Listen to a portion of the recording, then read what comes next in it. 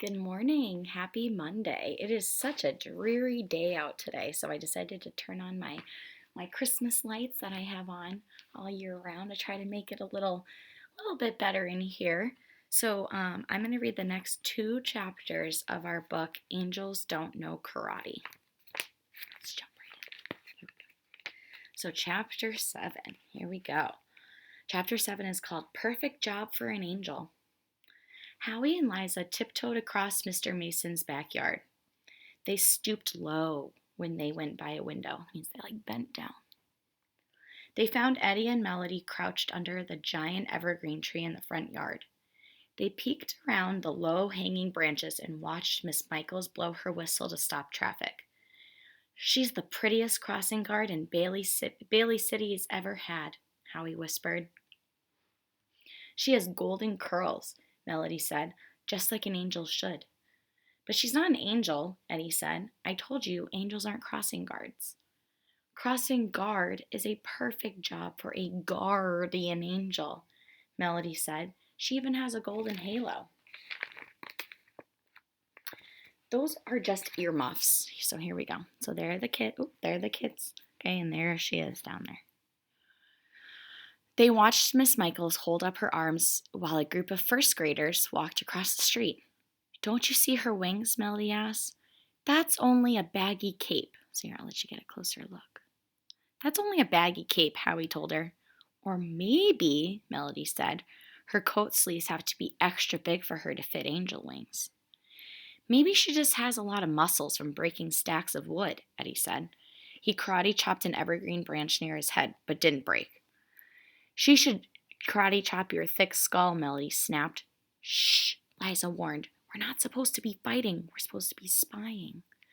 "I'm not sure why we're spying," Howie said. "I don't think Miss Michaels is going to sprout wings and fly up to a cloud right in front of our eyes." Just then, a voice as harsh as sandpaper sent goosebumps racing up their necks.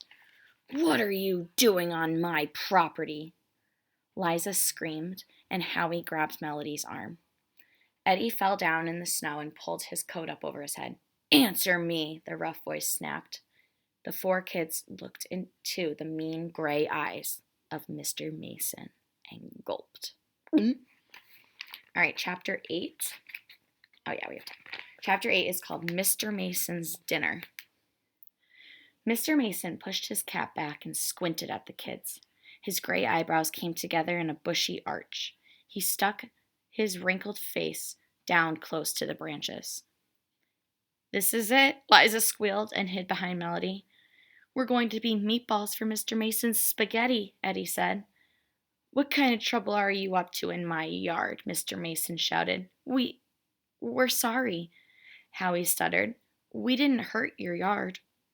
Mr. Mason grabbed Howie by the coat collar and pulled him out from beneath the branches. "I have half a mind to call the police," Mr. Mason growled.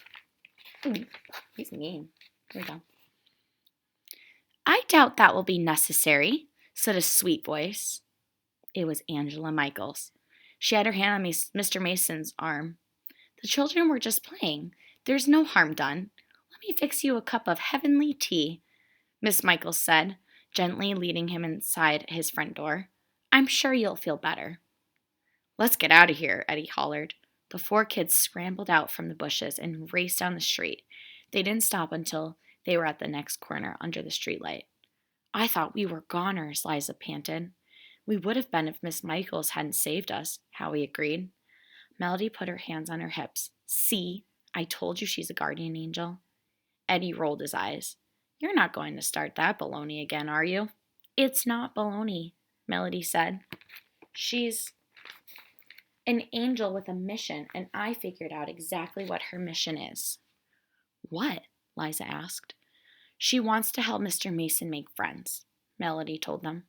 "Are you crazy?" Eddie snapped. "Mr. Mason boils his friends in oil. He makes a terrorist look like Little Red Riding Hood. But he's nothing but plain mean." "You'd be mean too if you didn't have any friends," Melody said softly. "And that's where we come in. We're going to be Mr. Mason's friends." "Now you've lost it," Eddie said, shaking his head. Angela Michaels is not an angel, and you're definitely a kook. She's an angel, Melody said firmly. Didn't you see how Mr. Mason just melted into a big teddy bear around her? Maybe he's in love, Howie laughed. Or maybe Miss Michaels has some special power over people, Melody said. Liza tapped Melody's arm. Maybe, Liza suggested, she has fairy dust just like Tinkerbell and Peter Pan. Eddie stomped his foot. If she has fairy dust, then I'm going to fly away to Never Never Land with the Lost Boys. I don't know about magic dust, Melody said, but I do know that making friends with Mr. Mason is the right thing to do. If you're a lunatic, Eddie said with a smirk. Then I guess I'm loony, Melody said, because I'm going to start right now by taking Mr. Mason some cookies. Then I'm going to shovel his front porch. Mr. Mason will tear you into chopped angel toes, Eddie said. That's disgusting, Liza told Eddie. No, Howie said. It's disgusting what Mr. Mason will do to you if he catches you in his yard again. Melody smiled. My guardian angel will take care of me. I'm going to be his friend. And if you're my friends, you'll help. All right, so that is the end of chapter 8. I hope you guys have a great day today.